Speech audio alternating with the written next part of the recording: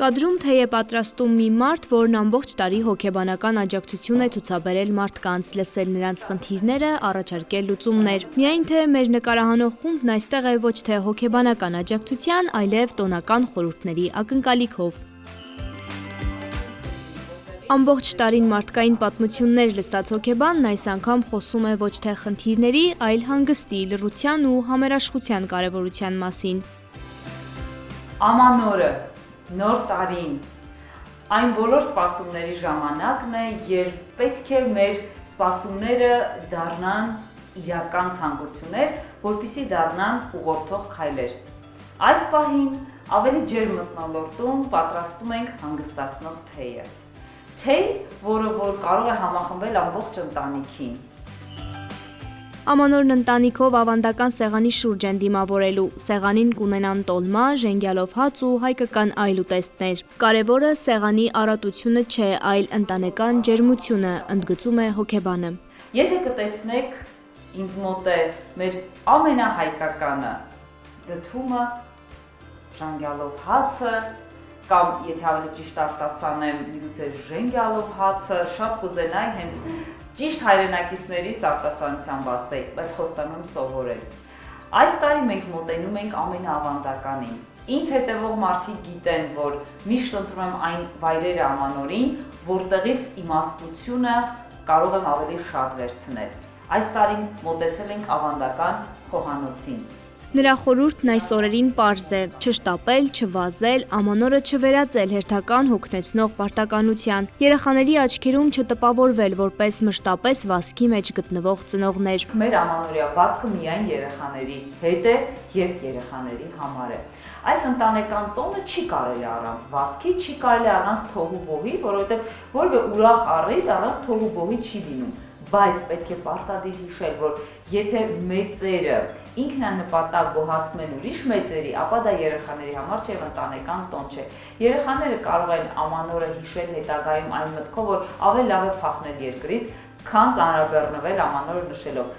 Իմ խորհուրդը այս ամանորին այն է, որ երեխաների համար տոն դարձրեք, թող նրանք թափախվեն այս գործերի մեջ, թող ամեն ինչ սեղանի վրա ծուռ մրտիկ լինի երեխայի ձեռագրով։ Ժեստ հոգեբանական կենտրոնի մի անկյունում փոքրիկ տոնածառ է, զարդարված տարբեր երկրների դրոշներով։ Նպատակը պարզ է՝ ընդգծել, ամանորը խաղաղության մասին է, այն չպետք է դիտարկել օրացույցի հերթական փոփոխություն։ Երևի թե շատերին կհետաքրքրի այն հարցը, թե ինչու է այս կանաչ գեղեցկուհին զարդարվել տարբեր երկրների դրոշներով։ Այս պայդրությամբ ես ուզում եմ ձեզ հետ կիսվել նաև ամանորի խորհրդանշով։ Չէ՞ որ ամանորը իր խորհրդանիշն ունի և իր խորհուրդն ունի բոլորիս։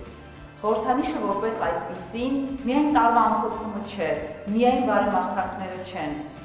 Տարվա խորհրդանիշը այն է նոր եկող տարվա խաղաղությունն է, քանի որ այն բոլոր փոթորիկները, որ կարող են նաև այսօր աշխարհում տեղ ունենալ, մենք պետք է ամանորին ընդառաջ պարտադիր կարևորենք և ընդգծենք խաղաղությունը։ Սիրելի հայրենակիցներ, թող որ 2026-ը լինի այն տարին, որին դուք երկար եք սպասել։ Եթե 2025-ը դեռ չեք ամփոփել, եկեք, եթե անգամ 20 տարեկան եք, 25, 30 և ավել, թող 25 թվականը լինի ամփոփման տարի։ Եկեք թուղթուգրիչը վերցնենք և ամփոփելով գնանք։ Ինչ ձեռքբերումներ ունեք այս տարի։ Ինչն եք թողնում անավարտ, ինչն է ցավեցրել, իսկ ինչը ուրախություն պատճառել։ Այո, ճիշտ այդպես, ցավը և ուրախությունը կողք կողքի են, իսկ 2026-ը խոստանում է, այն լինելու է էմոցիոնալ տարի, հուզական տարի, որտեղ որ ուրախության և տխրության հավասարակշռությունը կարող է տալ նորի սկիզբ։ Խոստացեք հենց հիմա, ոչ թե ինձ, այլ ինքներդ ձեզ, որ այդ էմոցիոնալ հավասարակշռությունը ծառայեցնելու եք ձեր երջանկությանը։ Գտեք այն բանալիները, որը որ այն դռները կբացի, որը մինչ օրս ձեզ համար փակ էին։ Հավատացեք, չկան փակ դռներ, կան բանալիներ, որոնց տեղը դուք գիտեք, բայց մոռացել եք, և դա ձեր ներսում ապրող սերն է, հույսը և հավատը։ Թող 2026-ը լինի սիրո, հույսի, հավատի եւ ձեր տարին։